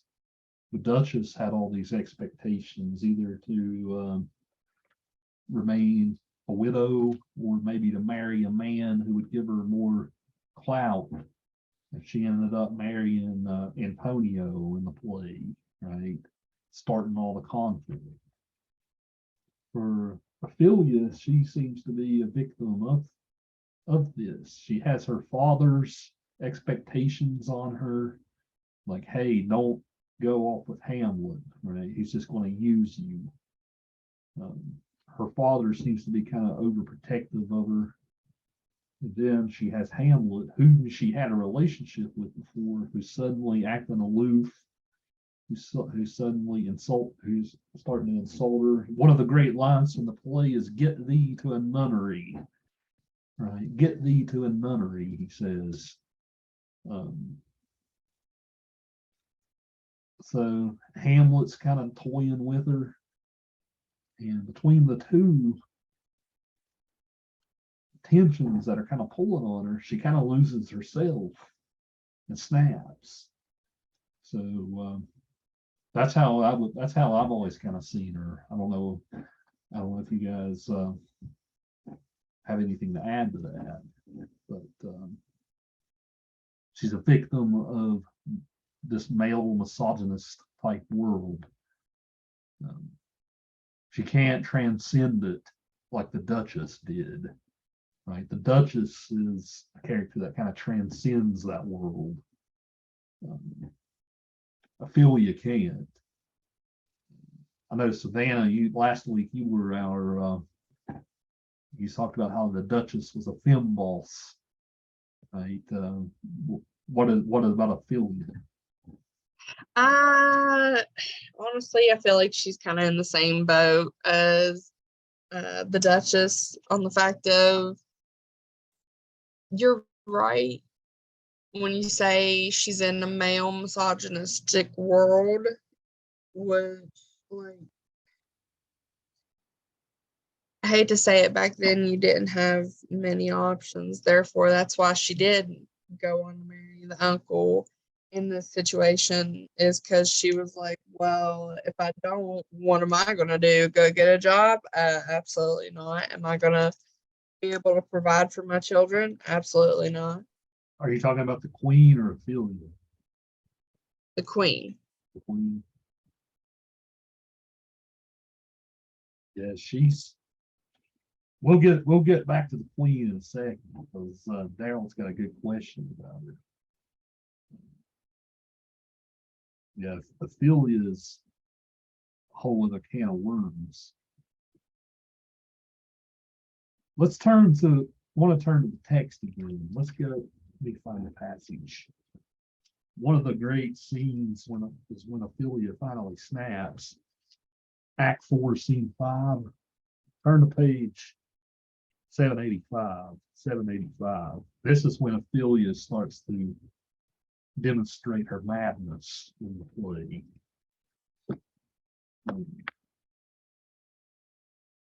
This is when she enters the stage. Hamlet's already gone. He's on the boat. He's on his way back. But she randomly starts singing on this nonsense. These lyrics are just kind of nonsense, trying to make sense of it. Not, I say they're nonsense, but scholars for 500 years have been trying to make sense of what she says here. But like if you see it, it's one thing to read it, but to kind of hear it is interesting. You look at line 46. Well, before that, Claudius says, "How do you, pretty lady?" "Well, God ill you. They say the owl was a baker's daughter, Lord. We know what we are, but know not what we may be. God be at your table. Concede upon her father. Pray, let's have no words of this, but when they ask you what it means, say you this." Then it's one thing to read the song, it's another thing to hear the song. I can't sing, but I'll kind of say it and read it in a sing-songy voice for you. This is what the song sounds like. She says, "Tomorrow is St. Valentine's Day, all in the morning time. And I made at your window to be your Valentine. And up he rose and donned his clothes and ducked the chamber door. Let in the maid that out a maid never departed more." It's got that rhythm to it. "But just send by St. Charity, you lack and fight for shame. And men will do it if they come to it, by caught they are to blame. For she before you tumbled me, you promised me to wed. He answers, so what I had done by yonder sun, and now has not come to my bed." So you wonder what it sounded like. That's the rhythm, right? Can you kind of hear? Can you kind of hear it now after I very poorly sung it? Right. Yeah, I feel like I deserve an acting award for doing that for you guys. By the way, I feel like I deserve some kudos. But I've heard that song before, when it's sung that way. But she's speaking, and it's like veiled metaphor, and there seems to be a lot of like sex repression stuff. Like she's driven so nuts by her desires, it's almost kind of made her go crazy. I mean, yeah, Darold, you're giving me the kudos. I appreciate it.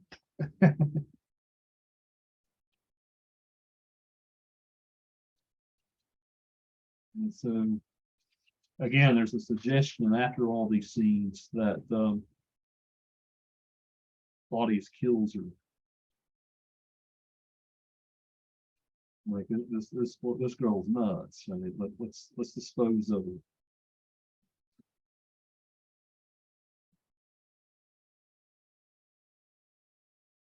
Lily, I haven't heard from you in a while. What do you make of Ophelia? Like, Well, I figured she was just depressed and didn't know who to trust right? on all of this. And like you said, she just flipped and she's killed herself. But now that you're saying Claudius killed her, I'm just wondering why you think that. Yeah, there is some suggestion in it.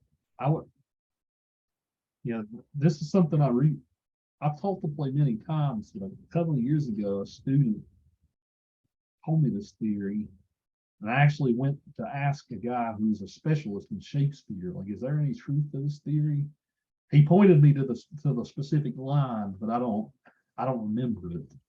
There's a line somewhere in Act 4-5 that sort of suggests, wink, wink, right? Get rid of her. So I think that's something that's not explicitly spelled out.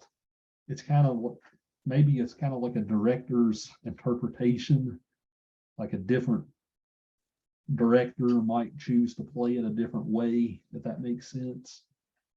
It's left ambiguous. But why would she murder? Why would she commit suicide? She lost her father, sure, but would that be enough to drive her to that point? Something seems wrong. I think she's lost her true. She thinks she's lost her true Hamlet. Right. Yeah, something is rotten in the state of Denmark. That's another great line from the play, really early on.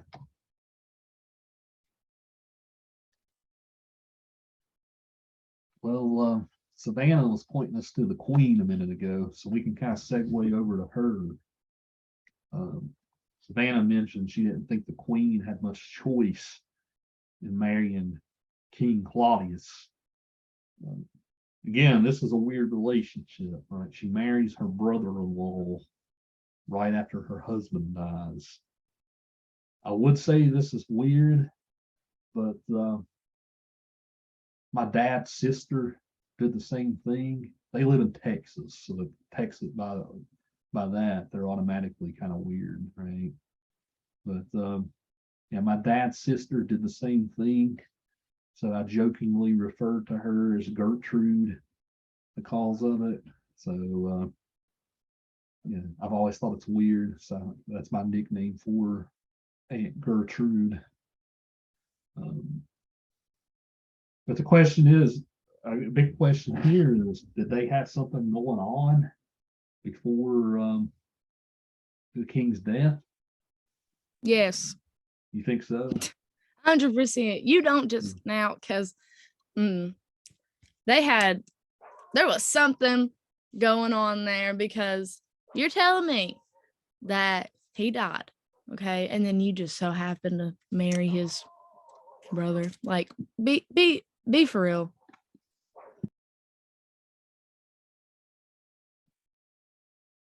Right? She would have held a lot of power as the widow. So to automatically marry the brother, right? Something's a little fishy.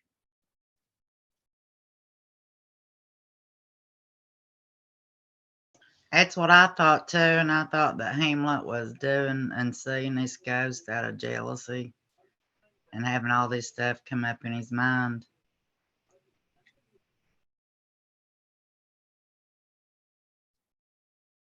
So going back to the Oedipus stuff, right? Like this Hamlet's jealousy here, right? It clearly drives him nuts. Yes.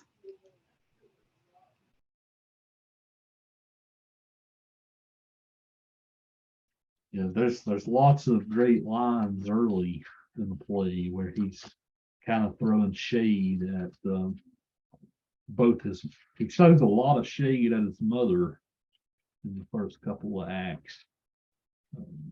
1-1, there's lots of shade he throws at her. It's pretty clear to see that he's jealous.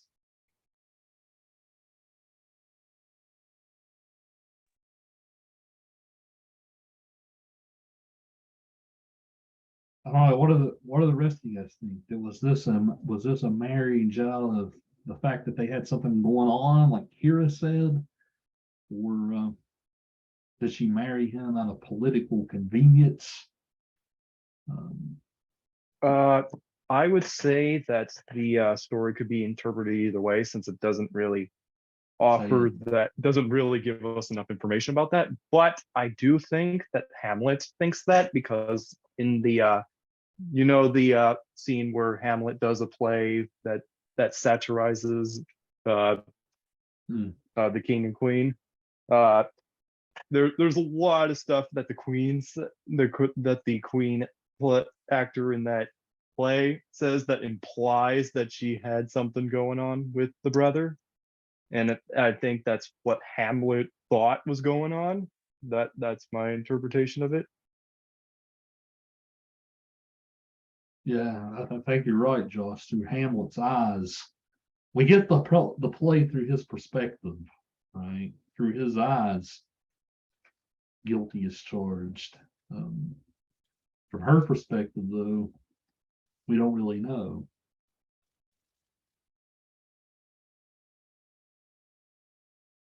Darold, where are you on this, on your own question here? Do you see the queen as a hero or a villain? I guess whenever I was writing the questions, and I never really thought about them much myself, the reason why I asked them was because I sort of was in the middle of it and didn't really know. I wanted to hear other people's opinions, but yeah, I can kind of see both sides, because on one side she married the uncle, and then of course Hamlet didn't seem very okay with it even before he knew that um the father was a murderer. She married way too fast, and that could be seen as, oh, she's a villain to specifically Hamlet because she made him angry. But at the same time, even when she in like the film adaptation, I'm really not sure if it's the same to the play, because it doesn't really describe everything going on in the room all the time. But whenever he kills Polonius and they're just sitting there in that room and he sees the spirit, she's like trying to talk to him and trying to make reason of it, and just sitting there comforting her son, being nice. So it's like, oh, and also near the end, she drinks the poison, and she's sort of eyeing it the whole time, thinking that there's something going on before she drinks it. Maybe she was just thirsty, or maybe she did what it was like, well, he's trying to poison my son, I want to drink this. So it's sort of hard to tell, like, did she mean to do that, and was that more of a heroic act when she turned over a new leaf? Could she be seen as more of a villain because she doesn't really try to help Hamlet and try to understand where he's coming from in hating his uncle Claudius? And I could also see her being neither. But like I said in the question, was her impact on the story not enough to define her? She isn't exactly a main character like Hamlet, Claudius, Polonius, Ophelia, but she does make more of an impact than some other characters, and I can sort of see that reasoning too. I can sort of see all three, and that's why I really wanted to ask. But I feel like if she did know that was poison, sort of drinking that and making sure Hamlet avoided it, even if it didn't save him, it was sort of a heroic act. So maybe she did turn over a new leaf near the middle after their talk after killing Polonius. Yeah, again, this might be how the actors choose to play it. Yeah, I just saw your comment, Josh, where you said so much is subject to interpretation. Not just our interpreting it, but the actors interpreting it. Like, yeah, some of them might choose to play it differently. Like you might see a queen who plays it in that kind of, I know what he's doing, I'll take the poison kind of way. You see other actresses play it in a, oh, I'm clueless to what's going on kind of way. So it's interesting.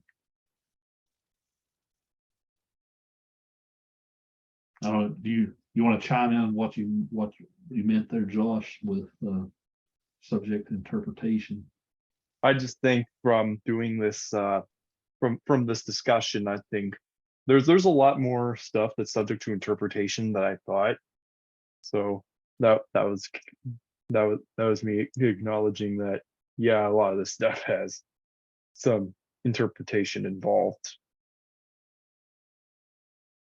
Yeah, that's why that there's probably tens of thousands of research articles, scholarly articles that have been published on this play. Like you could probably spend the rest of your life reading stuff that's been written about this play. Um, that's the thing with being a Shakespeare scholar. It's really hard to come up with new interpretations of Shakespeare that no one else hasn't thought of before. The exercise that we're doing and discussing the play, just think about how many other classes over the years have had these same conversations. It'll probably blow your mind. So yeah, being a Shakespeare scholar, coming up, what kind of new way can we read Hamlet? Right? Well, people are still finding new ways. It's beyond my scope, though. That's one reason why that I didn't become a Renaissance scholar. Like, what else, what am I going to say that's brand new about Hamlet? Right? I don't know if I can. It's fun to teach, but I don't know what I could say new about it. Nobody's said before.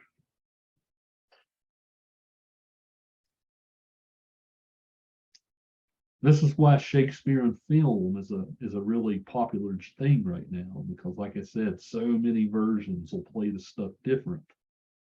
And this leads to some interesting versions from the text. And that way it almost becomes a new text.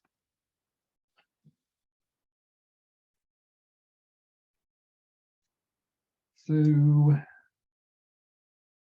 there's lots of things we could still do. I'm sensing that we've been going almost 2 hours, so you guys are getting kind of tired. Me too. But how about we end class on this note? We gotta read the speech from the play. I wouldn't be teaching you this play if we didn't read the speech that Darold alluded to earlier. Act 3, Scene 2. Let's take a look at that. That'll be how we'll call it quits for the evening.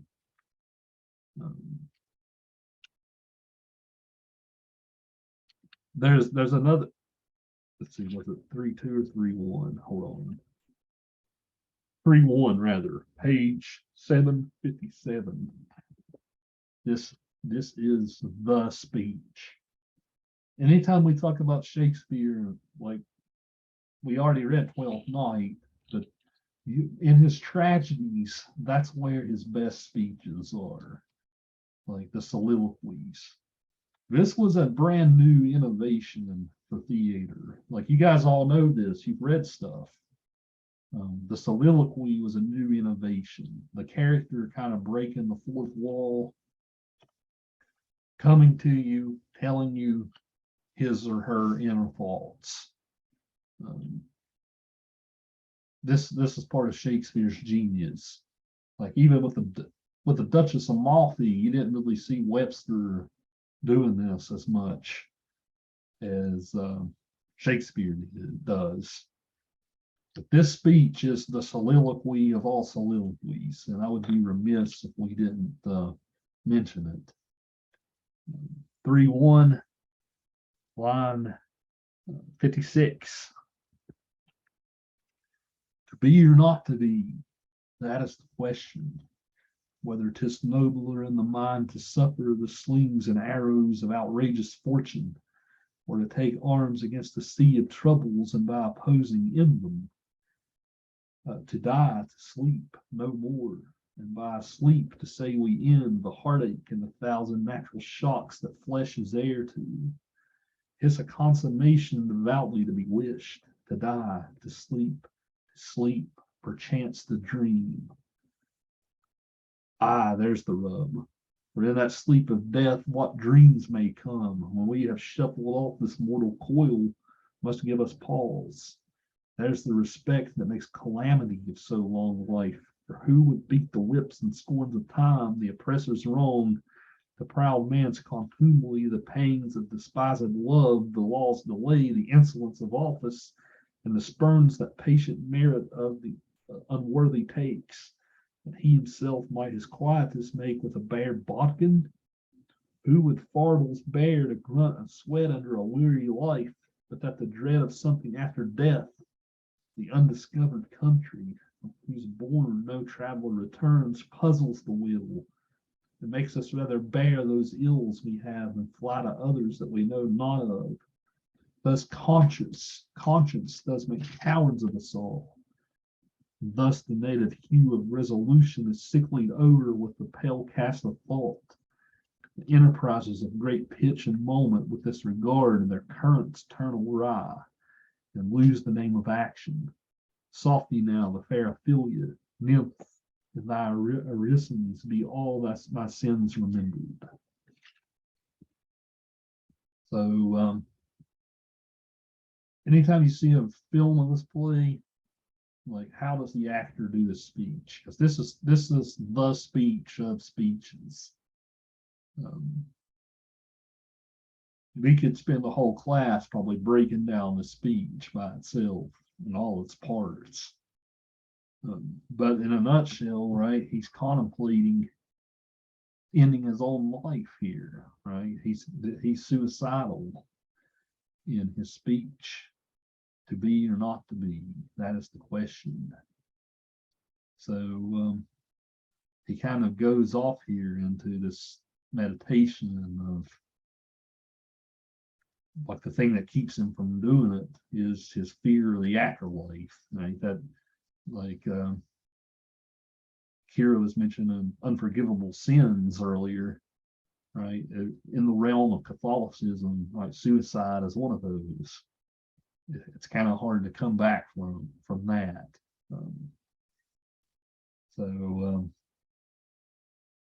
Yeah, very much an insular speech. You get into his head of somebody who's suicidal here. So many great phrases in the speech: to be or not to be, what dreams may come, the undiscovered country, right? There's lots of there's even lots of phrasings that have become part of our vocabulary in speech. Darold, you mentioned the speech earlier. Is there anything you want to add to me waxing poetic about it? I think you said about all that there needs to be said about it. It's definitely an amazing speech. Again, the quote "to be or not to be," I never knew that it was from Hamlet, but even just growing up in middle school, I've heard people say it online. I've heard people, well, maybe not someone directly reference it, but still, I've seen quotes and seen posts about it before. I just never knew that it was from Hamlet, and just that line alone makes it a very high up play in how good it is. But all the rest of it's still equally amazing, and it's definitely a very influential part of this play, if not the most influential part of this play. Yeah, it's curious that it happens right in the dead middle of the play. That's when you get it. Yeah, anytime you watch this performed, you wait for that. You wait for that speech. Gosh, there's so many other good ones too.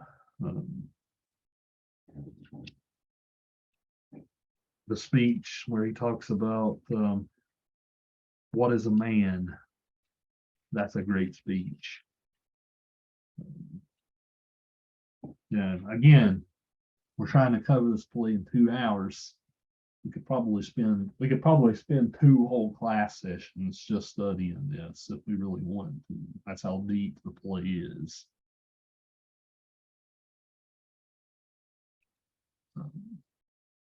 Yeah, it seems the kind of end cap, right? It still seems like you guys are all enjoying the Renaissance lid. Right? I feel like if nothing else, I've planted in you guys enjoyment of the Renaissance this semester. So yeah, I'm sensing you guys are getting into it. So good. Yeah, we will end our study in the Renaissance next week when Josh presents on Macbeth, the Scottish play. I chose to do Hamlet and Macbeth after the Duchess just because I figured both of these are kind of good Halloween plays, right? We got a ghost in this one. We got witches next week, right? So some good Halloween vibes to end the month of October, right?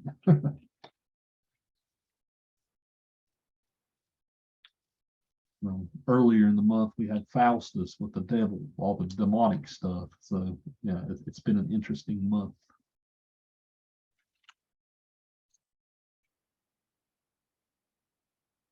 So yeah, after Faustus, we will move into more modern stuff.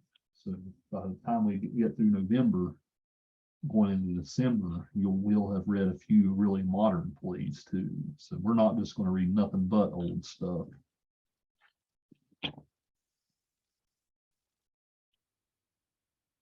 So anything from you guys before we call it a night and depart? Any questions, comments, concerns you might have?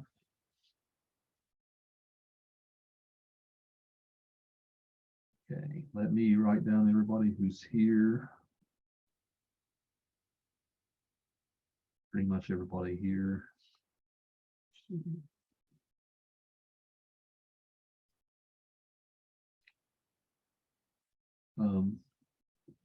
Did any of you guys decide to do a revision of your first paper? Are any of you guys intending on revising it? Because I am giving you that chance. If you want to, you still may. You can revise that first paper if you want and resend it to me, and I'll regrade it. And if some of you guys got a grade you weren't happy with, revise it and get the grade you can get. Okay. I should probably put an end date on that.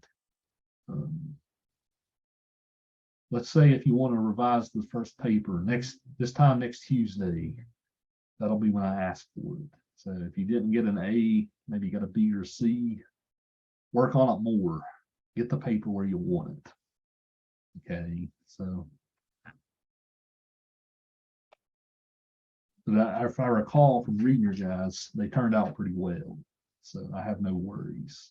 But if you guys want to revise next Tuesday, that'll be the cutoff for this first one.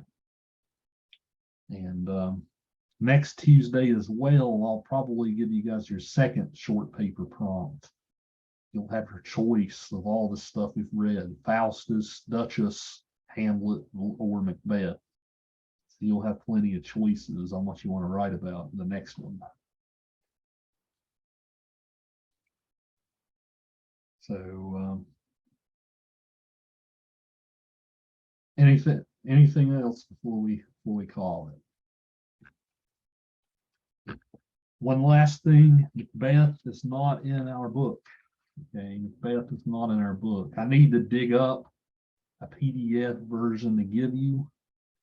But if you remember last week, I actually recommended you pick up a copy of Arden Shakespeare's version because it has a lot of good notes. But I'll see if I can dig up a PDF, a good PDF version to give you. And Josh, if you find a good audio recording of it, do me a favor and email that to me, and I'll post it for the class too.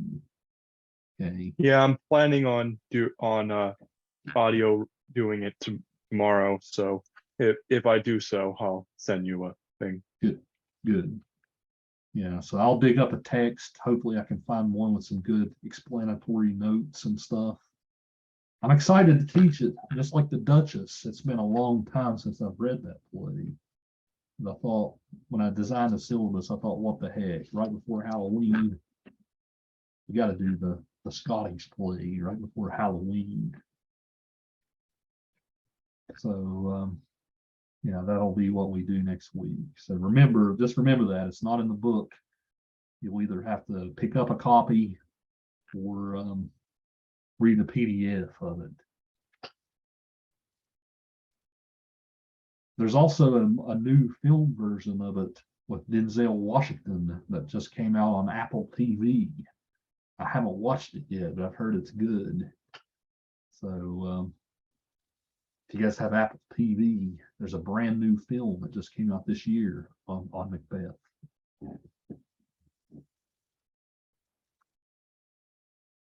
So that's it, guys. Take care. You all have a lovely evening. Again, as always, it's a pleasure. Tuesday nights is my favorite night of the week. So I'll see you guys later.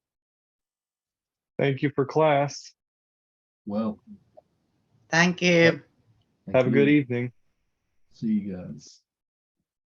So, Daryl, Girl send me your presentation on email if you don't mind, so I'll have a copy.